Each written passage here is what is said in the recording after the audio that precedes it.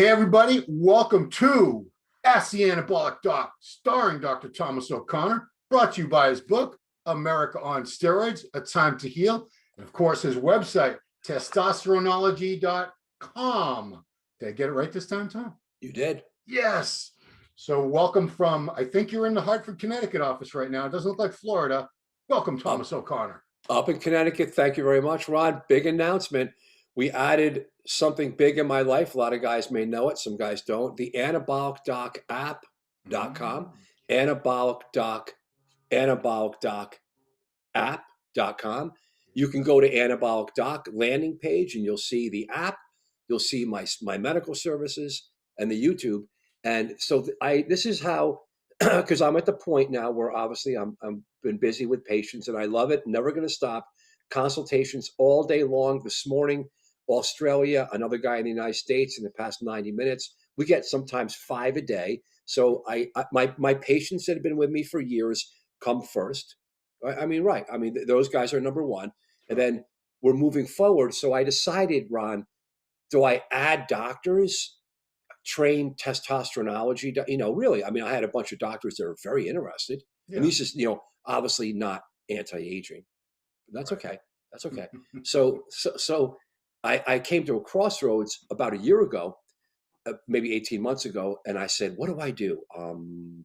Add doctors, open clinics, expand my business with doctors around the country, maybe the world. And then I said, I don't want to do it because it's too much work. It's liability. I can't train doctors. And I have 2 offices. It's a lot of work. So I said, what can I do? I want to share what I do with more men. We created an app. Did you see it, Ron? You saw the announcement? I saw your video that you made about it. So this is I'm glad you went that route because training doctors, while admirable, I mean, God, that would have been a full-time. Ron, what were we gonna do? Open up a school and teach them all? Ron, listen. So again, if this doctor is watching, let's just call him Joe. Okay, yeah. Joe came. These are 2 emergency room doctors in the pandemic. Maybe in July, I think, or June or July, came on board because the word got out that I was looking for doctors to train. And these guys are brilliant. They're emergency room doctors, and obviously, it's not easy. Not to mention during the pandemic, it's not easy anytime.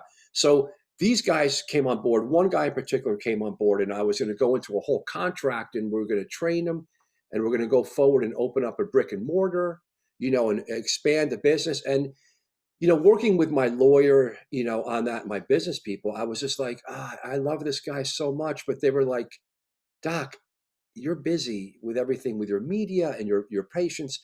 This is going to be a lot of work. And this doctor knows that you're going to have to be teaching him and sharing all your secrets and medical stuff because he's a good doctor, but he doesn't know and he's not a steroid user. Right. Which is good and bad, Yeah.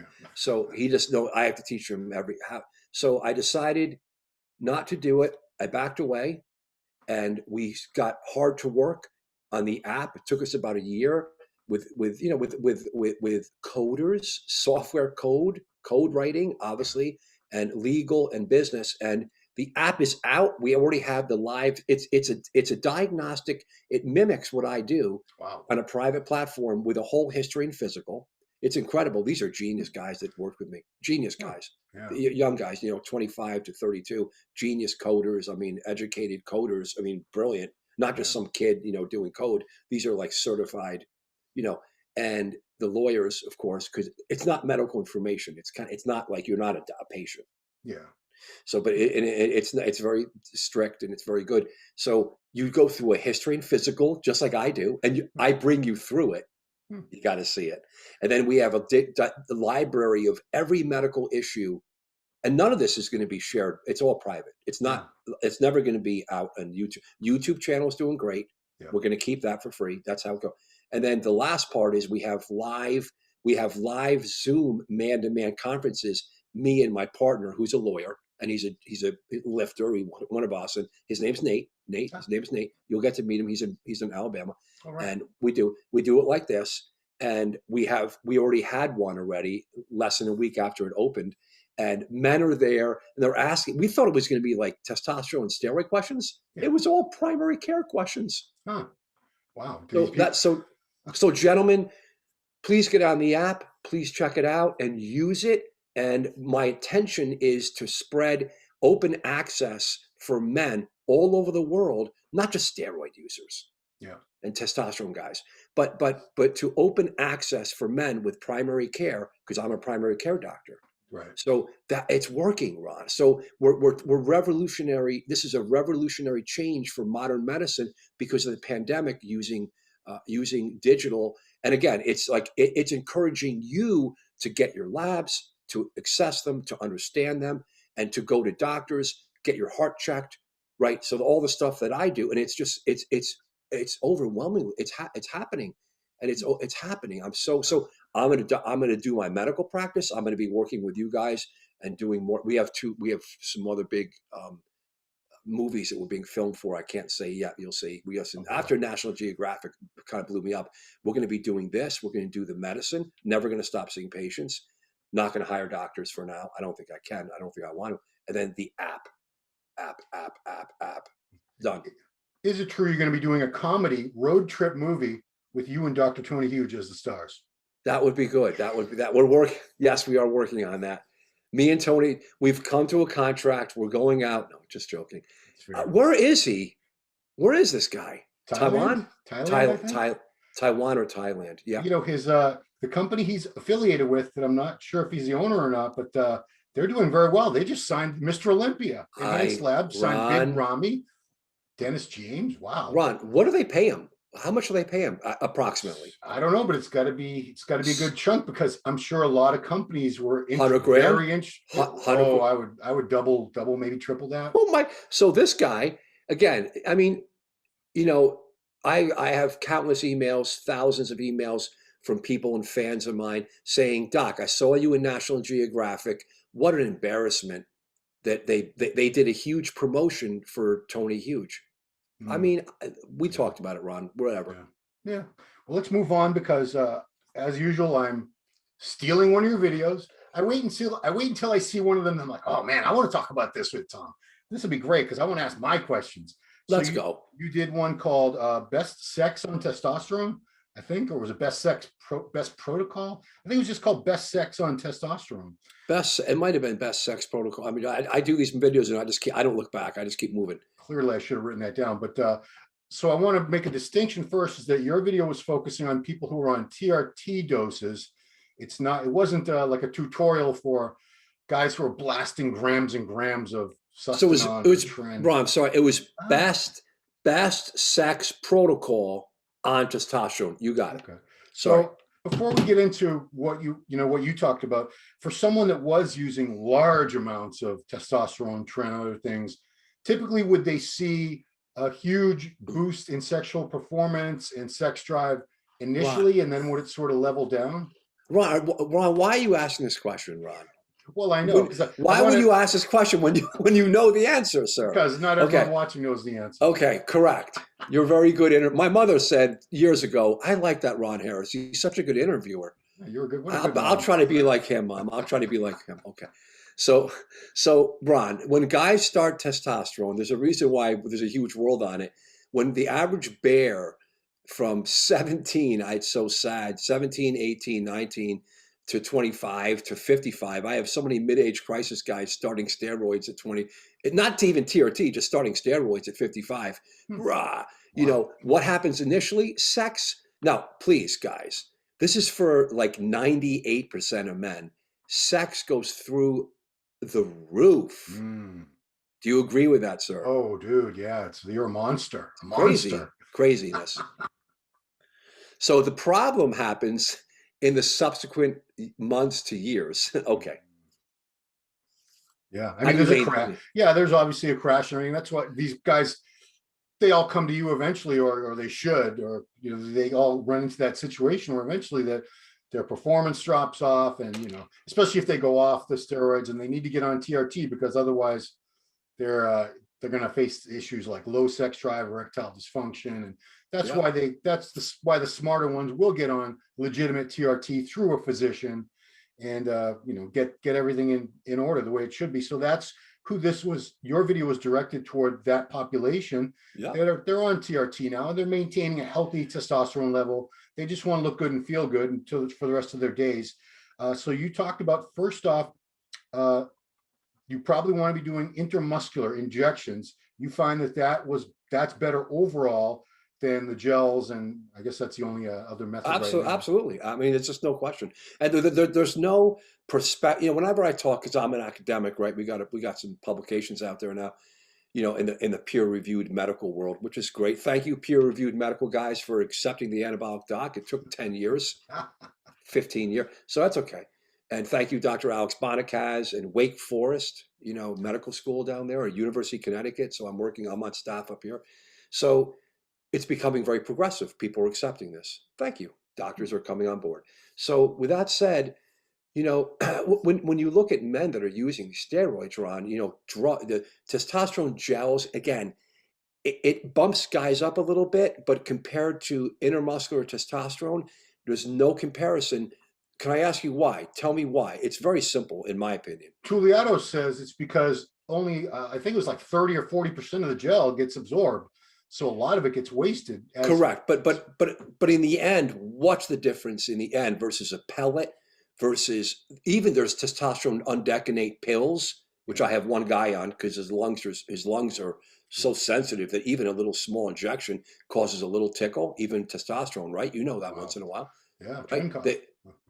But it's very light. But you can get, when you inject testosterone, depending on your technique and where you inject it, you get a little once in a while. Absolutely. Correct. So if you're preceding a lung transplant, your lungs are so sensitive that little bronchospasm could send you into the hospital for weeks on prednisone. Okay, so that's one guy I have on oral testosterone undecanate, which is pills in the country. It's like $350 a month, and I have to argue I have to get the insurance company to pay, which I did, because they were like, I was like, this guy can't take testosterone anymore. We tried this, we tried that. Okay, please give it to him, and they did. So testosterone intermuscular esters increase the free testosterone more than any other delivery system. I'm just giving the secrets to you guys. Yeah. No one's going to argue it. And with that, though, with that propensity for having consistently high free testosterone, that it's so easy to get it up that it's hard not to bring it. It's like, whoa, and leaving a little dose, like 100 milligrams every 5 days, you could have like super physiologic. There's the no more plate, more date guy. He likes that word. So, Derek, it is what it is. I mean, I know guys love the guy. It's not, maybe, he's not a doctor, but he's a smart enough guy. So the super physiologic free testosterone, forget the total testosterone, it doesn't really matter, is up there constantly because it's coming right out of the ejection site. Boom, boom. It's feeding right into your circulation, and the guy's brain goes, whoa. And that's but it increases red blood cells more. It hits your prostate, and then you aromatize more. I mean, this is incredible stuff. Yeah, and so you actually gave some guidelines for the levels people should be striving for at the nadir, NADIR.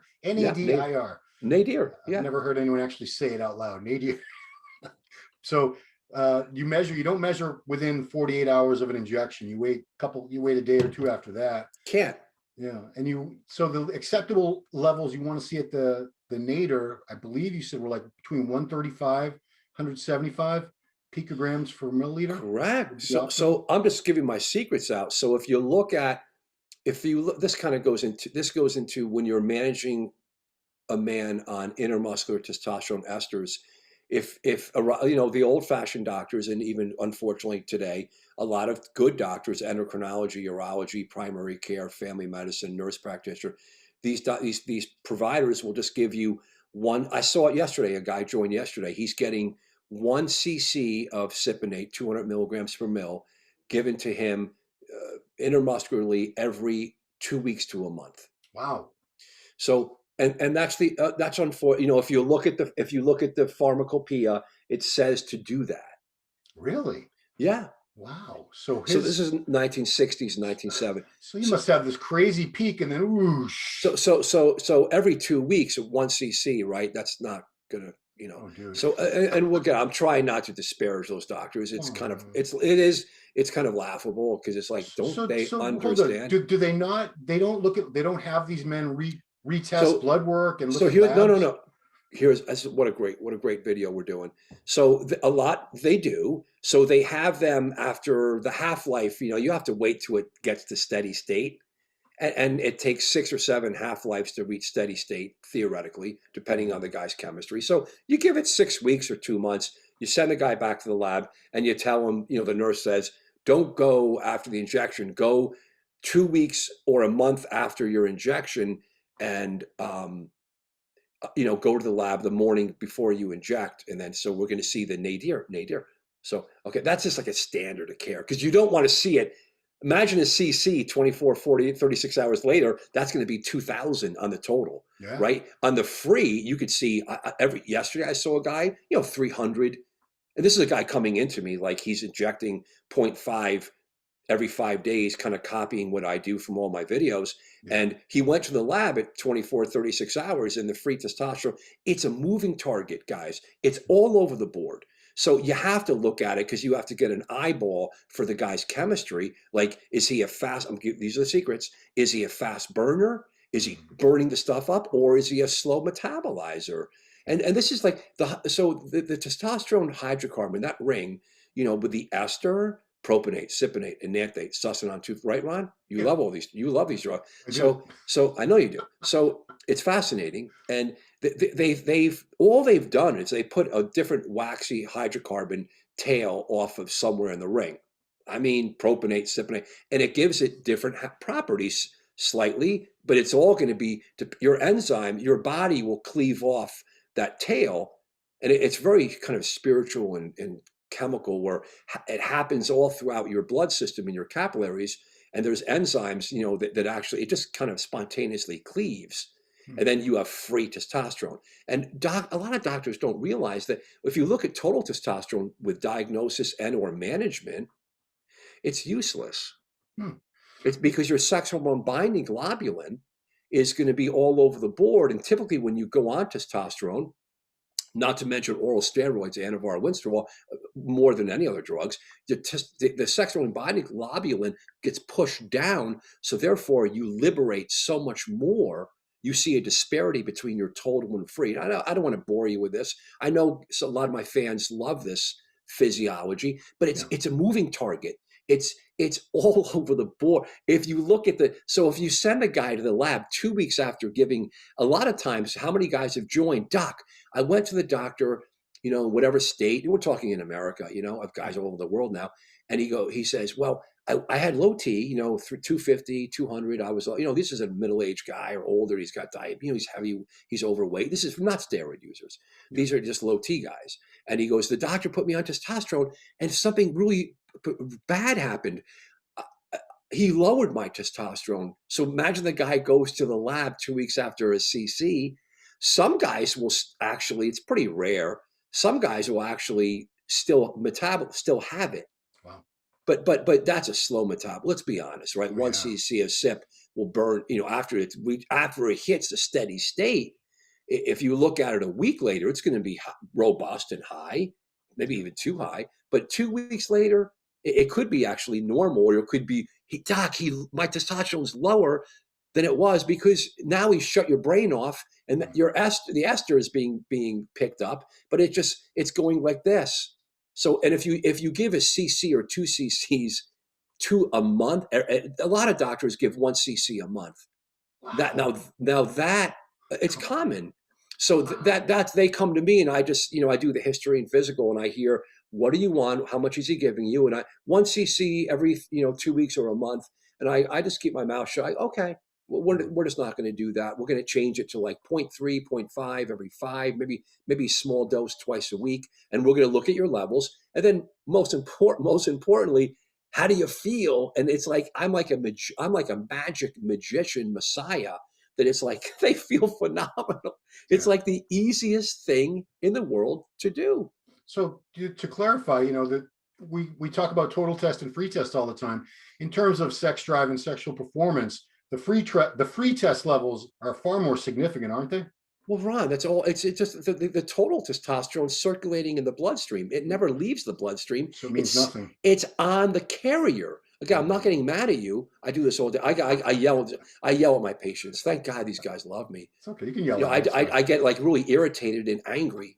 I'm like an angry white man. Someone said, I don't know. I'm sorry, I'm an angry white man. So in the end of the day, it's like, guys, do you understand the physiology? Your body circulates oil and water don't mix. Your body circulates testosterone on the carrier. This is like endogenously. And when you give an outside exogenous source of an oil-based ester, like cypionate or an anthate, Sustanon 250, it's going to overload the carrier. It's going to It's going to go on the carrier. You're going to measure testosterone 800, 1200, 3000. I've seen 60,000. And then the free component is just circulating with it in the Hmm. blood. Yeah. Even though oil and water don't mix, it's circulating in the water, which is salt water, which is your serum. I mean, I really want to hammer this for guys because and doctors need to understand. This is the kinetics, the physiological kinetics of this stuff, you have to understand. And then you just give the lowest possible dose, effective dose to a guy. You watch his sex. You want to get the sex great, good, held it. Put the sex under this arm. And then then you have to watch the prostate and the heart and the red blood cells. Oh boy, that's an albatross. See the albatross I have on my neck? It's an albatross. And this is antigen-induced erythrocytosis. This is the next studies we're going to be doing because it can be a bear and deadly. I see them because I have more guys coming in and I'm seeing more. I'm really seeing those DVTs, the blood clots. But it's not everyone, God damn it. It's guys who have genetics for it and they're just on too much. And it's not the estrogen levels. Oh, I'm going to get so annoyed at the estrogen levels. Yeah, But that was my next topic because you covered that next. Because a lot of bodybuilders, no, I shouldn't just say bodybuilders, a lot of people on steroids, they're also on anti-estrogens. And like yeah, you said, a lot of the anti-aging clinics they'll just prescribe that to everyone because you need to crush your estrogen and knock cookie out your cutter. estrogen down to zero. But that's not true.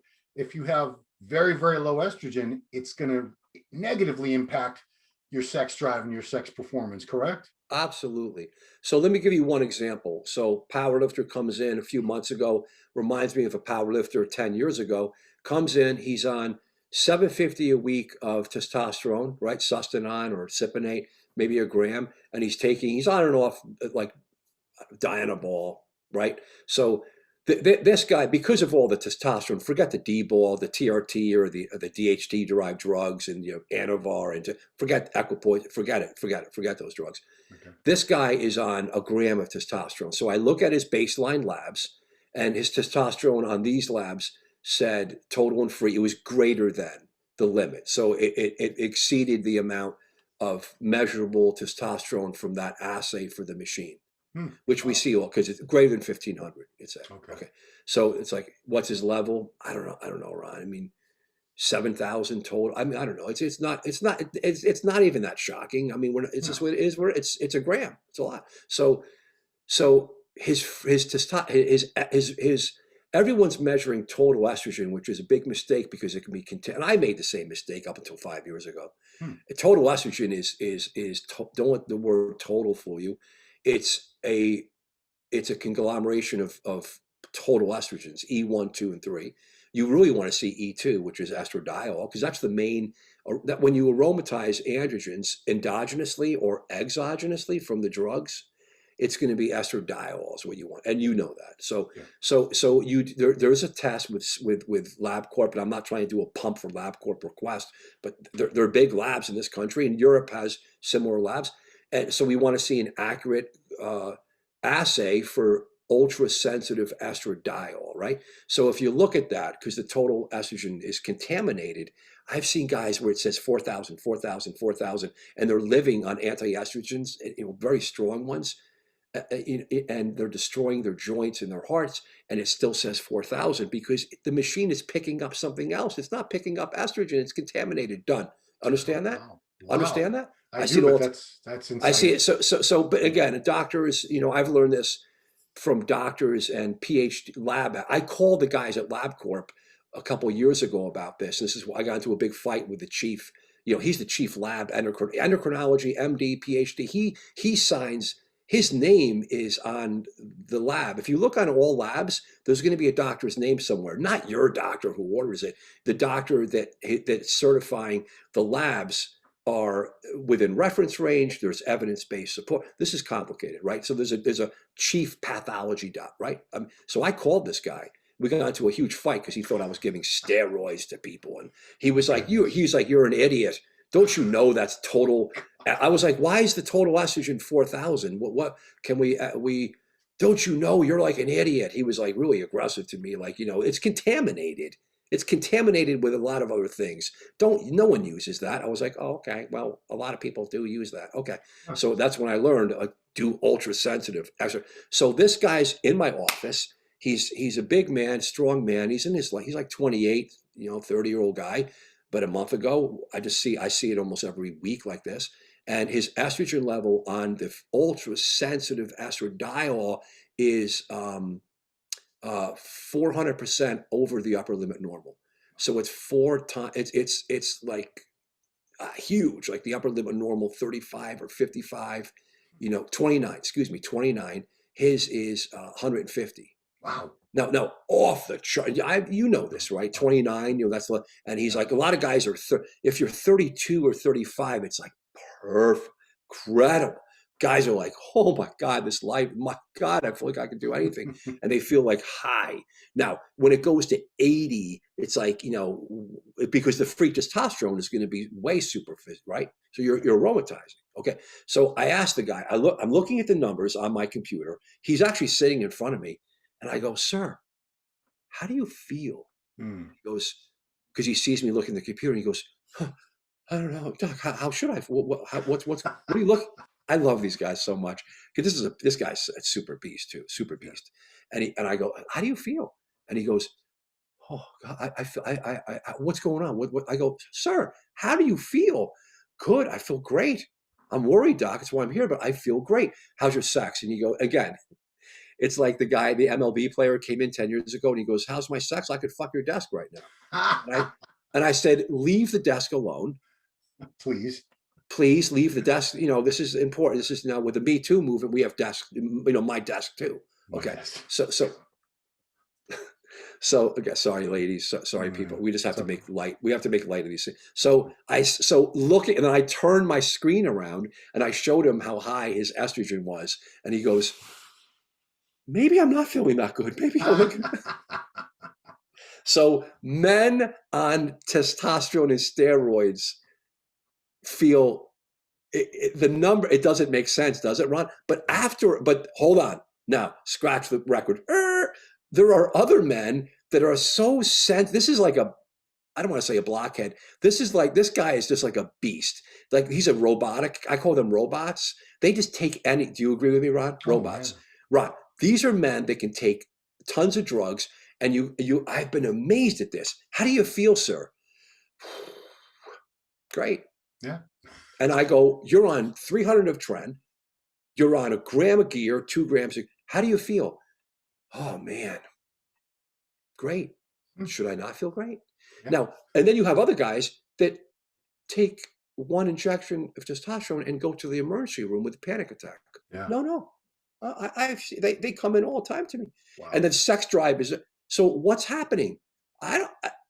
You tell me. I don't know. I'm not quite sure. I don't know. But the key point I'm trying to drive home here that you drove home is, guys think you want to take your estrogen completely out. That you should have no estrogen in your body. No way. But if you do that, it's really going to have a horrible impact on a lot of things. And if we're talking about sexual performance, for sure, you need some estrogen. Absolutely. And I found, I'm just trying to give all the secrets here. I found that men on the lowest effective dose of an intermuscular ester, like Cypionate and Nanthe, or over in Europe, Sustanon, which is a great medication.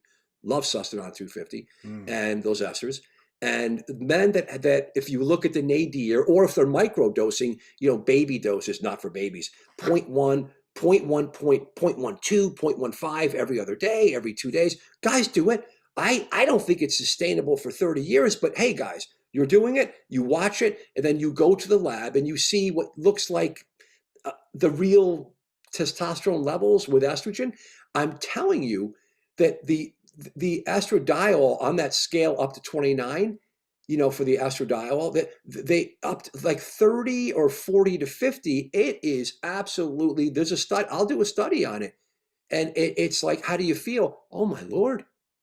And if they use most men, this is like 75% of men, I think, versus like 99.9 that get horny initially. Yeah. After a while, if you give men aromatase inhibitors, even a little bit, like 0.5 twice a week, which is not a lot, right, of anostrozole, Yeah. right, which the anti-aging guys all do. They cookie cut it, which is wrong. Sure. Maybe they're that because of me and other doctors and patients saying, I don't want that, or I want to do is a little bit, get some plastic surgery, remove the gyno, do something, and forget. You can't just live on tamoxifen and anti-estrogen. You just can't, now. So it's dangerous for the heart. It's for blood clots, and tendon ruptures. I mean, you see the guy with a pec tear. I for a guy with a woo, but that's big weight. That's big weight. That comes with the territory. It comes. But in the end of the day, having a little bit of aromatization with testosterone esters, no question. I'm not saying it's heart protective. I'm not saying it's but mood and libido.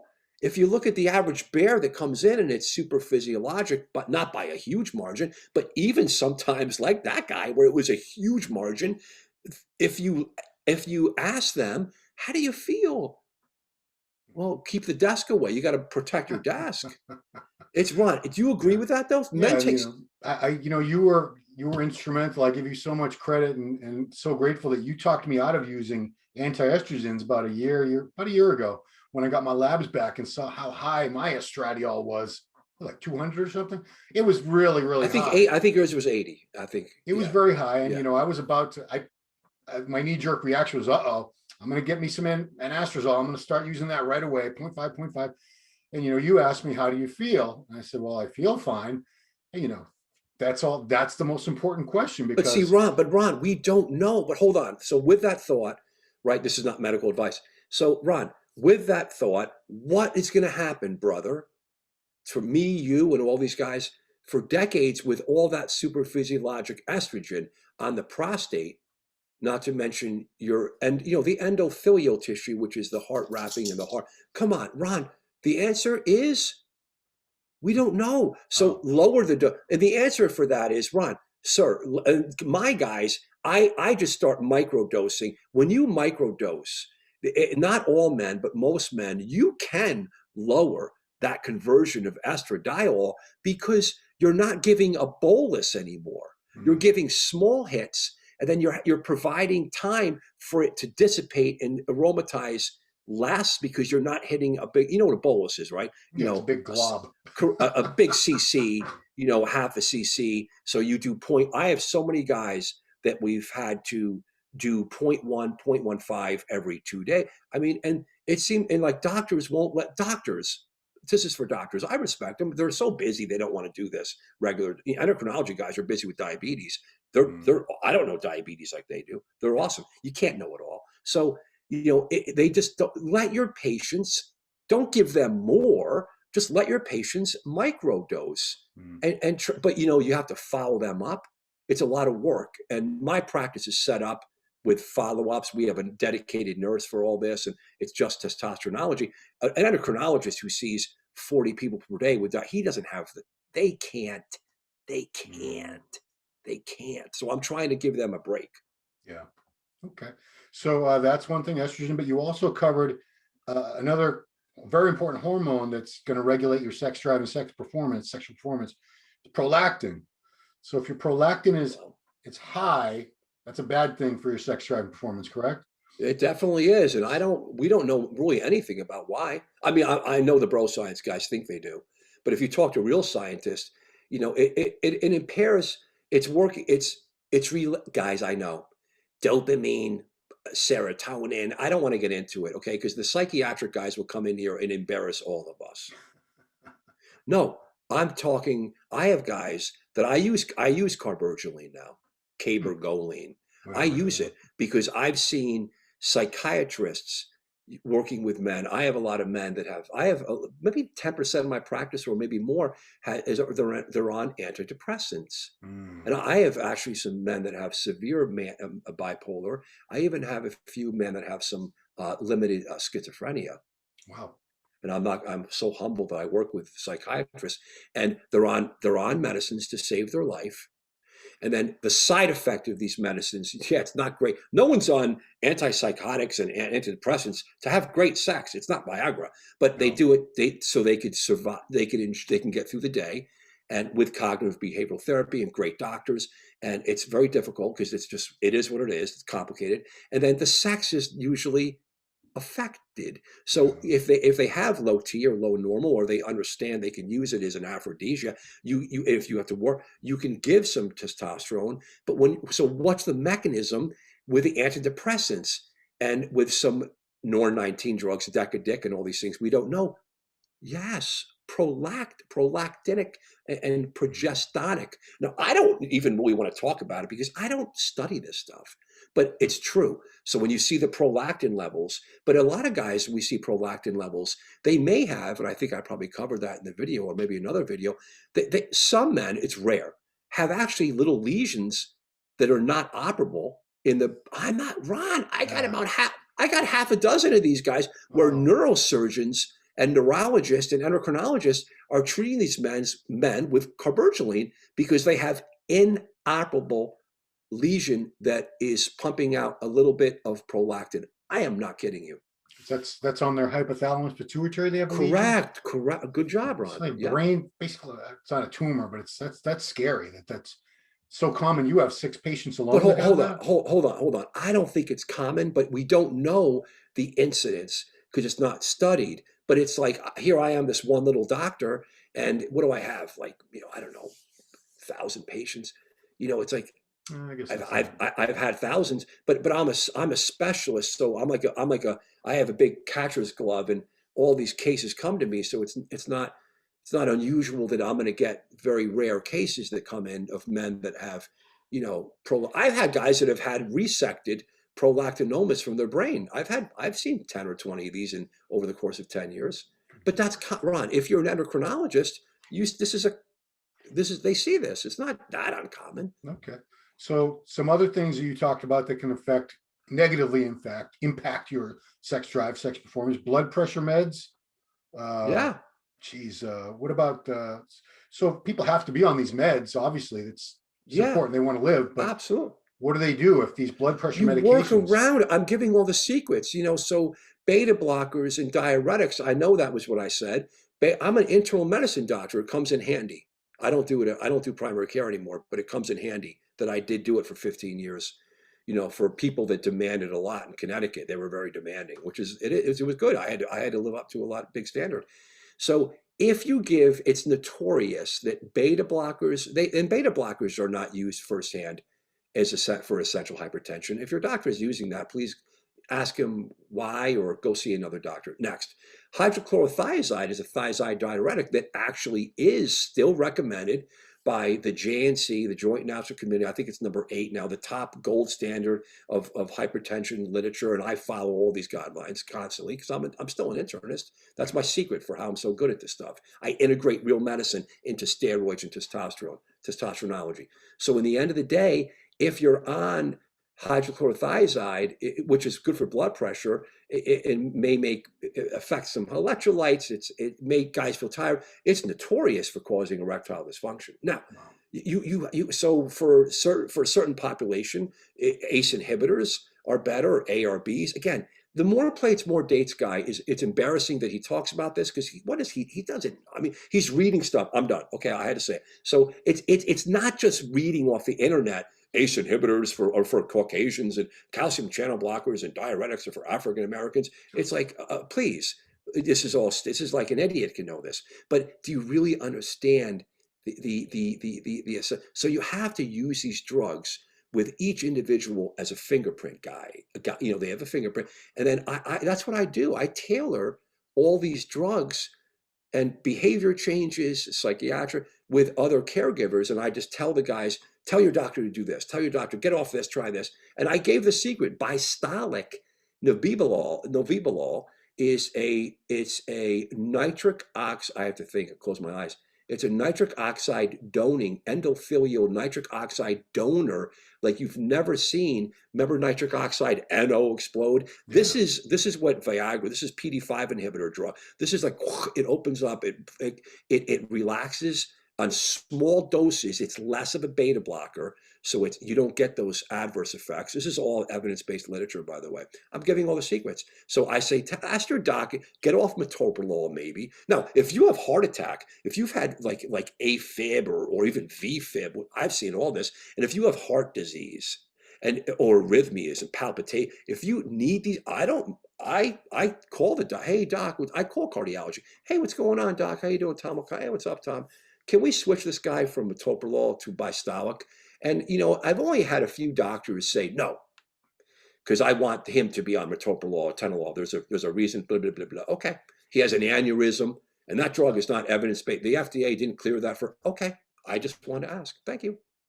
So this is again, you need to understand internal medicine.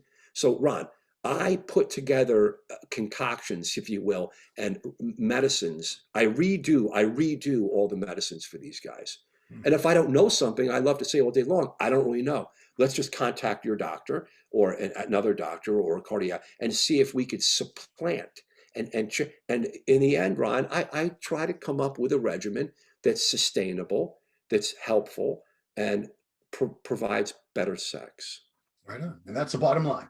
And, you mentioned toward the end of the video, which I think most of the viewers of this show would know, training, you want to exercise regularly, blood flow, things like that, eating clean, not eating a lot of high cholesterol inducing foods, mental health. But maybe guys want all cholesterol, so we don't know about that, Ron, right? So we the paleo, I'm using the wrong terms. I apologize. I'm not a nutritionist. Okay. I mean, paleo, intermittent fasting, and ketogenic. Guys who are ketogenic, which is it's controversial data. It might be great for you if you're a diabetic or you're predisposed to prediabetes or diabetes, impaired fasting glucose. So what do you do? What do these guys do to keep that they have 50 grams of carbs a day? They live on animal protein fats. Now, their LDLs, their cholesterol panels typically look horrible. Now, is that going to end up being bad for them? You know what, right for the answer? We don't know. We don't know. So it's like, but the truth is we don't, but you have to eyeball it. So it's like, but I just want to clarify. I don't want everyone to know, like, not just cholesterol is not bad, guys. I don't want to get beat. Someone's going to like beat me for that. Like cholesterol, this doctor believes the cholesterol myth. No, I don't. I don't believe the cholesterol. It's cholesterol, diabetes, hypertension, family history. I mean, come on, Ron. There's so many variables that make up for coronary artery disease and every disease. So like, I just eating clean, but the interval training, that's no question improves sex. Yeah. So I guess the last thing I want to cover with you, because you touched on it briefly, as far as there's uses for, I got to get the name right. Tadalafil is the actual name for Cialis. Sildenafil is the actual name for Viagra. So these are very, very widely used, obviously. I'm sure a lot of your patients partake. Yeah. Are they sustainable long term? Because I know I've heard of guys that microdose Cialis every day. They're always have it in their system, or maybe they use Viagra every time that they have sex. Is that a good idea? Bad idea? That's something I've often wondered. Great question. It's 100% sustainable. Stuff's been around for Viagra, late 90s. You could do the math, how many years that is. Yeah. The patent is off, finally. The patent is off for Cialis. So you have sildenafil, and this is a secret, guys, right? This is with GoodRx coupon from your doctor. These medicines went from $80 a pill, $50 to $80 a pill, to 78 cents a pill. So I give my patients, if they're appropriate, and we're going to use it, with my nurse uses GoodRx, and it's 78. I just can't, because I remember not a few years ago, even, because they held on to those patents. We're not going to go into the Congress and business and the politics. They allowed those patents to stay in America and in most of the kind of Western world, if you will, they allowed them to hold those patents for, they got extensions. You didn't know, the average person doesn't know this. Hmm. So, and they finally tapped, they finally said, that's enough. You got to open it up to the generic world. And it's unbelievable. So I Wow. remember it was a big party 5 years. It was not that long ago. So, okay, tadalafil has got a very long half-life. I don't know how long it is, 12 hours or 17 hours. It's the daily dose one, Yeah. right? It's also cleared for BPH. This is a secret. It's got 3 FDA clearances. Wow. On-demand sex, on-demand, which is take it within an hour, you're ready for, like Viagra, Stendra, and Levitra. Those are the big 4. Yeah. Those are the big 4. Phosphodiesterase inhibitor number 5, PD5. Okay, these are the 4 drugs in the world. This is my life, Yeah. 24/7. So the Cialis is the longest acting one. It's also cleared for, the other ones they're only FDA cleared for on demand. To take it, wait, have sex. The other one, the Cialis, tadalafil, which is generic, is daily dosing. Daily dosing. So you're just ready anytime. Remember the tub with the guy in the tub with the girl and he's like in the tub like that, and he's just like, he doesn't have to go pop the pill and, hey honey, we got away. So who wants to do that? So daily dosing, and then it's also cleared for benign prostatic hyperplasia. Did you know that? No. Yeah. So this is testosteronology, and it's Hmm. urology. These are urology guys too, right? And endocrinology, and regular doctors know this too. So taking it every day, it will get into your system like any drug will after several half-lives, or 6 or 7 half-lives. It's going to be just in your blood, and you just take a little pill every day. You could take 2.5, 5, 10. Some guys even take 20 a day. You Hmm. can get flushing. You can get some back pumps, not back pumps you think, could tighten up the muscle spasm. We don't really fully understand. And then nasal congestion, Yeah. redness, Yeah. Yeah. Yeah. heartburn. But if you have heart disease, you have to, and you're on a nitrate, it's absolutely contraindicated. Every doctor, nurse practitioner, and pharmacist is aware of this. Hmm. Patients may not be. So No. that's why you got to be careful buying things like online. Yeah. So can you take it every day? Absolutely. You take the Okay. lowest effective dose, that gets the job done. It's going to have heartburn, flushing. I mean, come on, guys. Headaches, vision. Oh, vision changes. I mean, again, everything has side effects. But Hmm. so you could take it this has been around for years. So men can take it every day if they have a doctor appropriately. It's, again, fingerprint medicine. You got to factor it into everything else. But absolutely. Okay. Cool. That was a very important question, very important answer. So thank you. I think I've always like meant to ask you that at one point or another, and it just slipped my mind, or maybe it never really was appropriate for whatever we were talking about at the time. But that's cool. So to recap, you want your free test levels in an optimal range. You want your estrogen at the high upper normal. You want your prolactin in a good range. And if you're on these other Low. medications, Prolactin does have to be low. Has to be very low. prolactin, but we're not going to use carbergeline on everyone. That's got side effects, maybe on the heart, and you can't tolerate it. And if you have psychiatric disorder, Ron, Hmm. it affects it. This is complicated, man. Yeah. Okay. But that's great that we laid this out, because a lot of people, we don't talk about it enough, because sex it's a very taboo subject in the United States. I have no idea why, but it's a very important part of our lives, and we want it to be optimal. We don't want to have erectile dysfunction. We don't want to have low sex drive. We want to be able to get the job done, and get it done as well as possible, right? My mother was right, Mom. You're all right, Mom. Ron is the absolute best, guy, man, for these questions. It's the way you roll the stuff off your tongue. Yeah, I have no shame. So that's it, man. I appreciate you taking the time to go over this subject with me, and congratulations on the app. I mean, this is a way you're going to reach so many more people than I think Oh, any of your other clinics and doctors.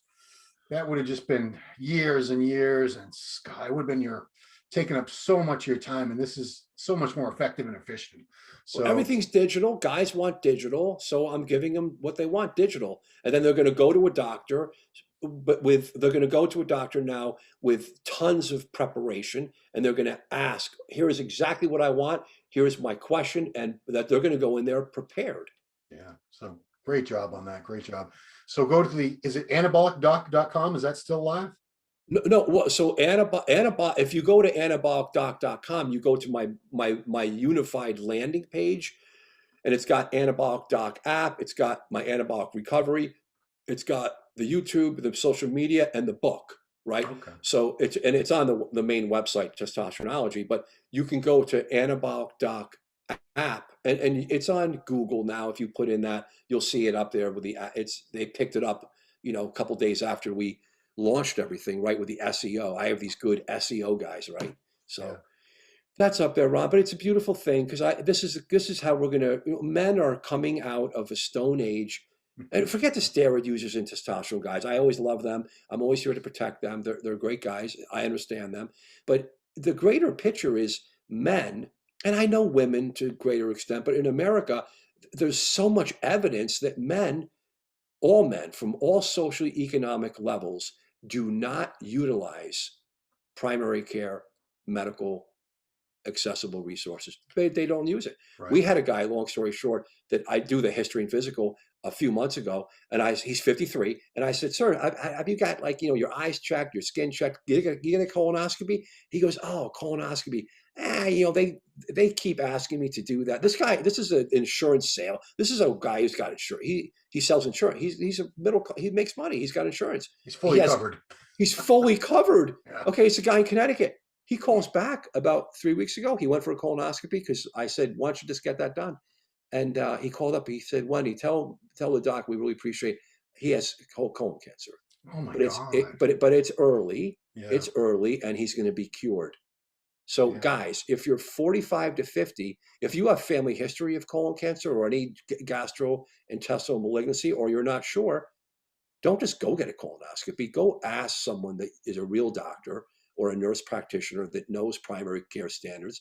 And if you're 50 or above, you're going to need 100% a screening colonoscopy. And so many men, they don't have it.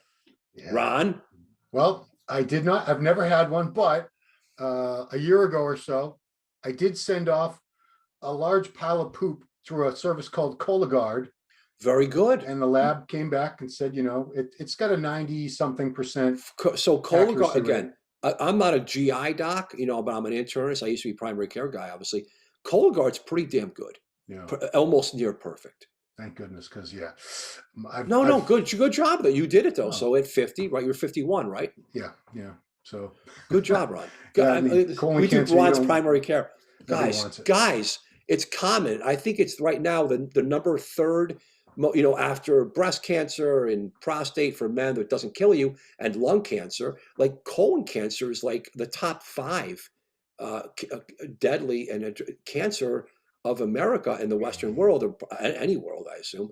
Yeah. And it's so sad because if you get a colonoscopy and they pull out a little teeny polyp that with this guy, they said it turned to adenomatous. It wasn't just like a polyp, it was a benign. It was a real malignant. And they said, thank God you went for the colonoscopy. I think he told them, I went to go see the Anabolic Doc. The Anabolic Doc told you to go. They have no idea why. The Anabolic Doc told you to go get a colonoscopy. Yeah. Cool. Well, that's it, guys. Take care of yourselves, please, guys. We got to get through past that old-fashioned idea that men don't go to the doctor and we just go to work, make money and die at age 50, and then the family has to live off your insurance or something. That's how the old school was. But come home and have a heart attack, and that's come home and have a heart attack. So thank you so much, doctor. Guys, check out testosteronology.com. And if you want to see all the great videos the doctor does, Anabolic Doc channel on YouTube. Of course, you got to get the book, America on Steroids, A Time to Heal, available on that website as well as Amazon.com. Dr. O'Connor, thank you so much for taking the time and sharing your expertise with everybody. We don't get this chance very often. So Muscular Development, Steve Blackman, since the fall of 2009, featuring the Anabolic. You guys were the first to believe in me. I appreciate it. Look at you now. All right, great. Thanks. All right, everybody. Thanks for watching. Ask the Anabolic Doc with Dr. Thomas O'Connor. We'll see you next time.